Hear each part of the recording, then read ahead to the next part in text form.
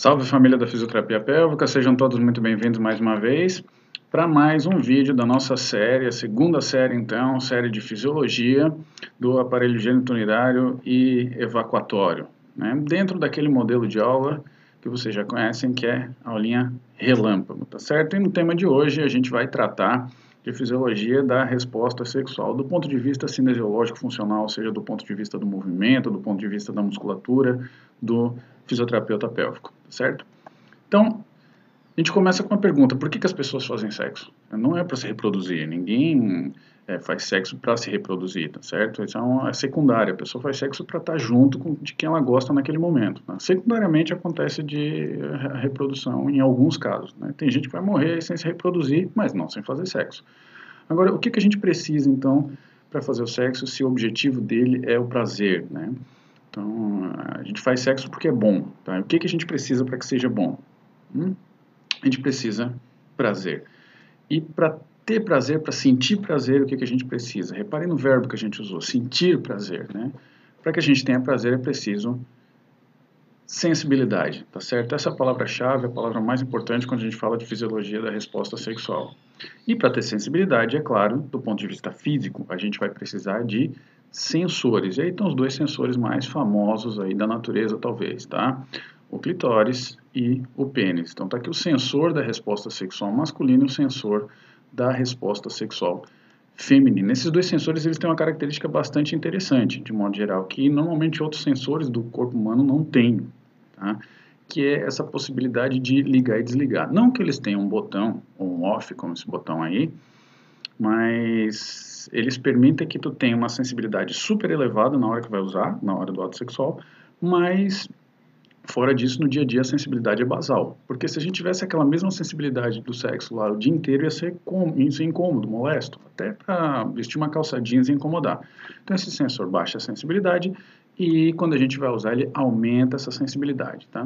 Agora, o segredo todo está em como que ele faz isso, tá certo? Então, o mecanismo que é conhecido como ereção nada mais é do que a abertura dos corpos cavernosos e quando esses corpos cavernosos abrem, né, essas artérias profundas aqui, longitudinais, tá, que vão por todo o corpo do pênis e todo o corpo do clitóris, vão saindo delas essas arteriolas licinais aqui, tá certo?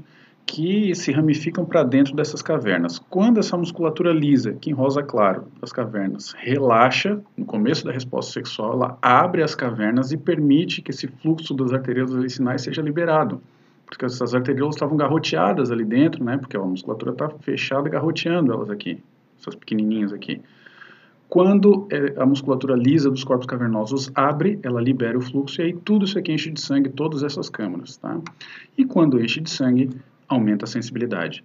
Característica de todo lugar hiperêmico, a sensibilidade aumenta.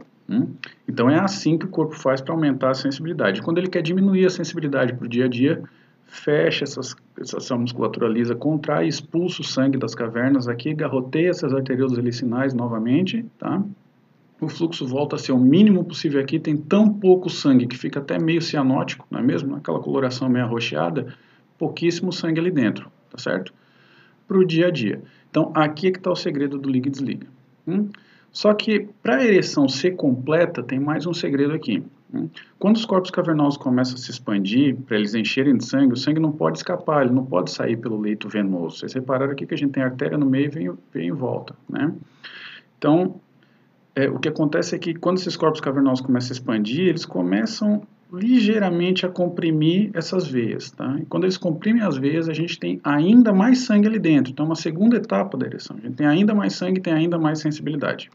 Só que isso aqui ainda não é suficiente. A gente precisa de um anteparo aqui, uma coisa que realmente bloqueie essas veias e tranque o fluxo aqui dentro, tá? E aí que entra a musculatura clitoridiana e peniana aqui. Então, os músculos, principalmente os músculos isquiocavernosos, em volta dos corpos cavernosos, né? Repare como eles são músculos espirais, super bonitos aqui, ó. Tá? Isso que a gente já tratou em 2 vídeos da musculatura superficial, no vídeo 1 da primeira série da gente lá de anatomia funcional, e da musculatura superficial masculina, foi tratada em outro vídeo também da primeira série, tá aqui o link para vocês acompanharem de anatomia funcional do sistema urogenital masculino, tá certo? Esses músculos então vão contrair em volta dos corpos cavernosos aqui, tá certo? E bloquear o sangue. Então repare que é fundamental o músculo estriado esquelético bloqueando, trancando o sangue ali dentro do sensor para a sensibilidade ficar máxima, tá certo? Então, outra visão disso aqui, ó, quando a gente tem em cima dos corpos esponjosos, ou do grande corpo esponjoso bipartido feminino aqui, do grande corpo esponjoso masculino, a gente tem músculo estriado esquelético, músculo bulbo cavernoso aqui em cima, ó, e músculos isquio-cavernosos em cima dos corpos cavernosos, tá? Eles estão aí justamente para bloquear o sangue dentro daquelas arteríolas helicinais que estão ali quando fecha, quando elas estão expandindo, quando essas artérias são liberadas pela abertura dos corpos cavernosos, né? Então esse corpo cavernoso e o corpo esponjoso também, eles expandem, mas o músculo está aqui para segurar, para bloquear, para manter esse sangue ali dentro, ok? Para isso a gente precisa, então, né, para a gente ter uma ereção máxima, o máximo de sangue trancado ali dentro, a gente precisa que essa musculatura estriada contraia todo vapor durante a resposta sexual. Isso realmente acontece, tá? Então isso aqui é uma eletromiografia de uma resposta sexual feminina de 2 minutinhos, aqui a gente tem um orgasmo, tá? Mostrando que ela não fez contração voluntária em nenhum momento, mas a musculatura do assoalho pélvico dela, principalmente músculos superficiais aqui, isso aqui foi feito com eletrodo de superfície, tá? Tá mostrando uma atividade muscular brutal aí, ó, de 50, tá? 45, aqui 65, 63 de média, e média ajustada ainda, lá, 62, 56, 74, entre 60% e 80% da CVM, da contração voluntária máxima dela, vai estar sendo executada durante a resposta sexual. Quer dizer, automaticamente, sem que a gente perceba, os músculos do assoalho pélvico contraem brutalmente durante a excitação sexual. Para quê? Para trancar o sangue dentro dos corpos cavernosos, homens e mulheres, e dentro dos corpos esponjosos também. Então, manter o sangue ali dentro, manter trancado, quanto mais sangue dentro, melhor a sensibilidade. Pouco sangue, pouca sensibilidade. Mais ou menos trancado, sensibilidade meia boca. Explodindo de sangue, brilhando de tanto sangue ali dentro, sensibilidade máxima, e aí tu vai usar e vai aproveitar a melhor forma possível, tá? Se a sensibilidade não está boa, vão aparecer todos os outros problemas. Aqui a gente introduz para vocês a teoria do barão furado, que diz o seguinte: o ar entra por um lado e sai pelo outro porque o balão está furado, certo? O que tu tem que fazer para resolver esse problema aqui? Tem que fechar o buraco do balão, né? Então, por exemplo, medicamentos como o Viagra, que aumentam a microcirculação arterial, eles vão estar agindo aqui, ó. Então, eles não estão indo para a cura, mas estão indo para uma compensação. Teu balão continua furado.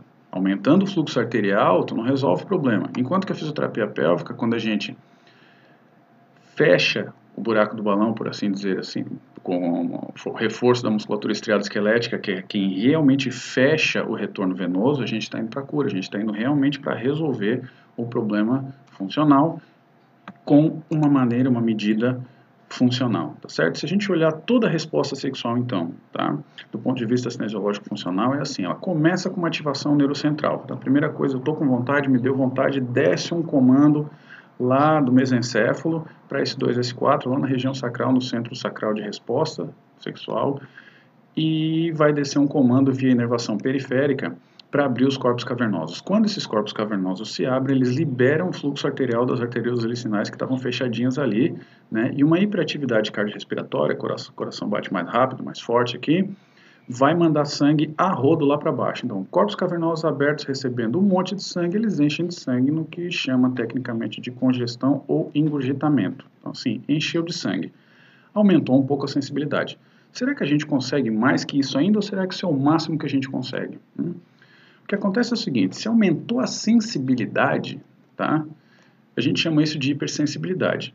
Em qualquer via reflexa, se a sensibilidade por um lado aumenta, por outro lado, na via reflexa que a gente tem um sensor, via aferente, pedaço de medula, via eferente músculo lá no final, quando a sensibilidade aqui aumenta no sensor, isso quer dizer que todo o circuito vai aumentar. O que a gente está querendo dizer é que se tem uma hipersensibilidade, vai ter também uma hipermotricidade, ou tecnicamente mais correto, uma hiperatividade muscular. Foi o que a gente viu no gráfico da eletromiografia ali, certo? Com essa hiperatividade muscular, agora os músculos que estão em volta dos corpos cavernosos e do corpo esponjoso vão apertar brutalmente o tecido ali, vão apertar as veias que são periféricas, não as artérias são profundas, mas vão bloquear as veias, e agora a gente tem uma situação bastante interessante. Sangue arterial chegando a rodo, veias bloqueadas. Agora a gente não tem só uma congestão. Agora ele não está só cheio de sangue, agora ele está explodindo de sangue. Ele está literalmente abarrotado de sangue e, portanto, abarrotado de sensibilidade. Quanto mais sangue, mais sensibilidade. Se eu tenho sensibilidade suficiente, se ele está explodindo de sangue, é o que a gente chama de ereção. Agora, então essa é a diferença de congestão ou engurgitamento para ereção. Tá? E tanto homem quanto mulher tem ereção porque o sistema está todo ali, certo? Mesmo o clitóris, se prestar atenção lá pertinho do orgasmo, ele está em ereção, ele está explodindo de sangue, bem cheio, cheio de sensibilidade também, certo? E quando a gente tem ereção e tem esse máximo de sensibilidade, finalmente a gente vai ter orgasmo e satisfação e etc. E tudo lá para frente, certo? Então, qual que é a diferença de congestão aqui, tá certo? Essa sensibilidade mais ou menos para uma ereção, que é essa sensibilidade máxima. Se a gente presta atenção, congestão e ereção é a mesma coisa em níveis diferentes. Dá para a gente dizer que a ereção é uma congestão turbo. Tudo que tem aqui está aumentado.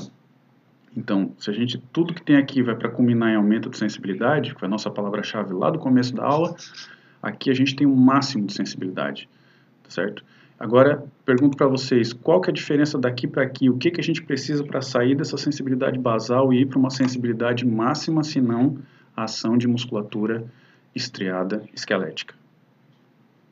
Né? Papel do fisioterapeuta pélvico, tá certo?